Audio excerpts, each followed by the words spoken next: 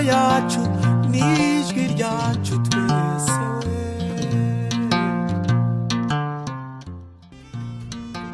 One Nation Radio ni radiyo yawe, ni radiyo yanjye, ni radiyo yacu. One Nation Radio ni ijwi ryacu twese. Ibihe byiza kuri mwese inshuti bakunzi mukurikira ibiganiro byacu hano ku ijwi rya Diaspora One Nation Radio. Nitwa Simon Mpumuza, tugeze mu kanya ka The Major Updates. Ni igisata tukugezaho aho ubasha kumenya amakuru abagezweho ako kanya, ukumva byinshi babiri gutambuka amakuru atandukanye, cyane cyane ariko by'umwihariko afite aho ahuriye n'igihugu cyacu cy'u Rwanda. Ariko kandi mbere yuko mbabwira The Major Updates z'uyu munsi, reka mubwire ko niba uri mushya kuri YouTube channel yacu, kanda aho hasi kuri subscribe ndetse no kuri nzogera ya notifications kugira ngo ujye ubasha nawe kuba umwe mu bagerwaho n'ibiganiro ndetse n'amakuru tubagezaho uko tubishyizeho hano kuri One Nation Radio. Uyu munsi rero igihari n'iki, nta masaha menshi arashira rwose, ngira ngo nta nubwo aragera kuri abiri, hasohotse ibyemezo by'inama y'abaminisitiri ashingiye ku biteganywa n'itegeko nshinga rya Repubulika y'u Rwanda, cyane cyane mu ngingo y'111 n'112, ashingiye kandi ku biteganywa n'itegeko nomero 14 akarongo kaberamye 2023 ryo ku itariki ya 23 z'ukwezi kwa gatatu muri 2023 rigena imitunganyirize n'imikorere by'intara, cyane cyane mu ngingo yaryo ya 9.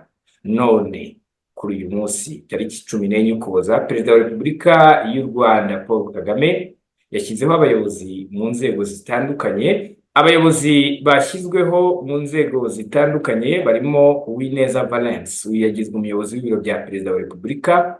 Hanyuma Juliana Kangeri Muganza yagizwe umuyobozi wungirije w'ibiro bya Perezida wa Repubulika.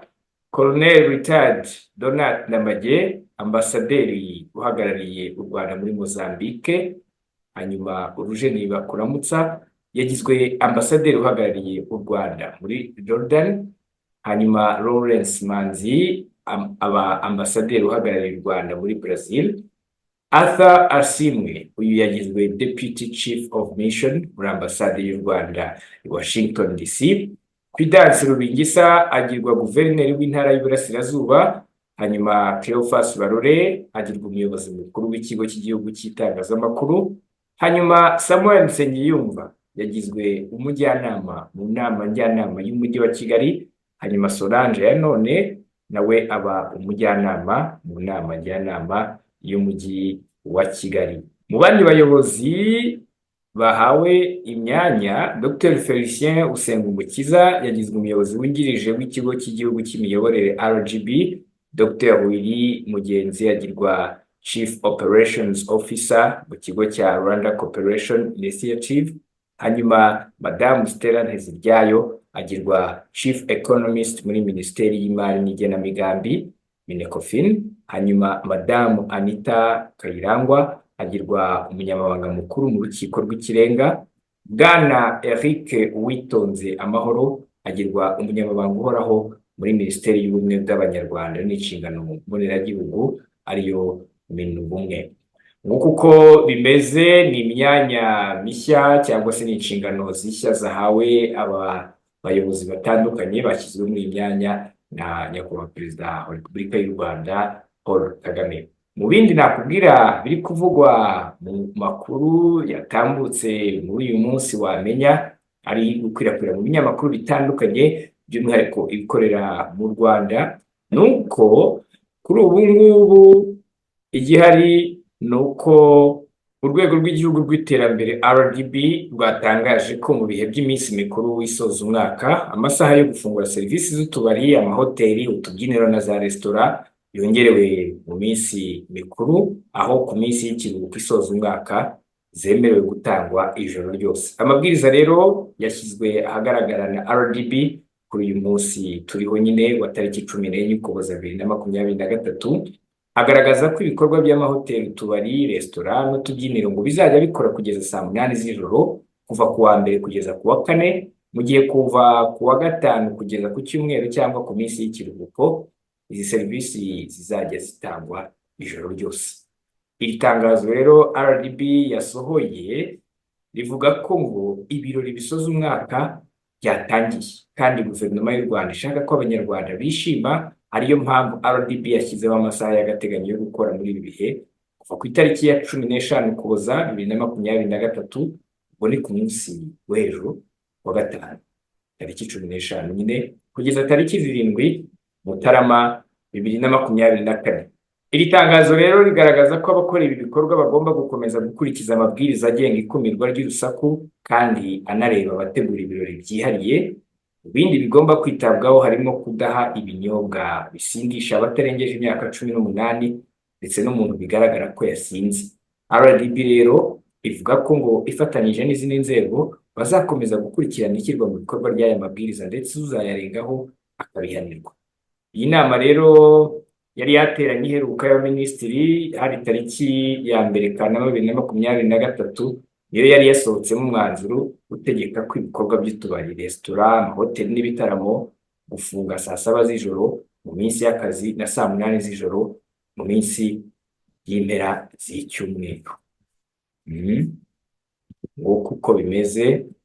Hanyuma mu yandi makuru icyo nakubwira nuko uyu munsi nanone imwe mu nkuru zikomeje kugarukaho cyane ariko myugariro wa Arsenal witwa Julien Timber, uyu yasuye urwibutso rwa Jenoside rwa Kigali ni ku munsi we wa mbere w'uruzinduko ari kugirira mu Rwanda, aho yasobanuriwe amateka ashaririye igihugu cyanyuzemo nuko cyiyubatse. Uyu mugabo rero yageze mu Rwanda mu gitondo cy'uyu munsi turiho kuwa kane binyuze mu bufatanye bwa Visit Rwanda n'ikipe yo muri Premier League.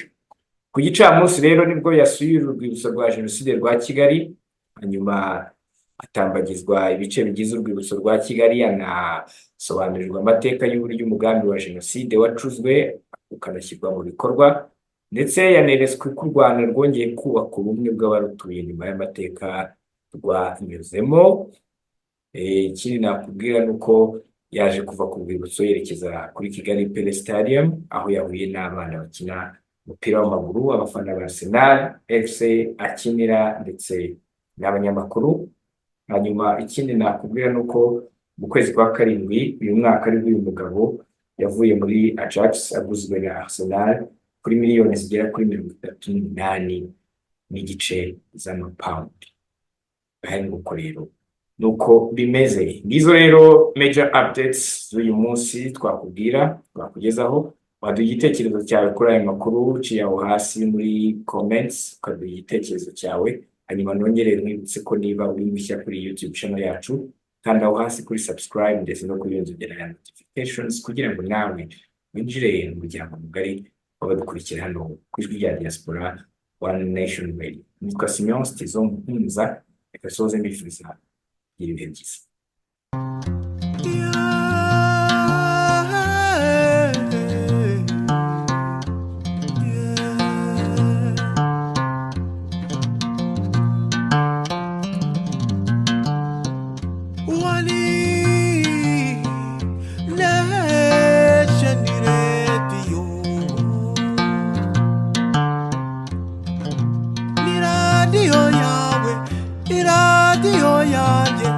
iradiyo yacu n'ijwi ryacu twese.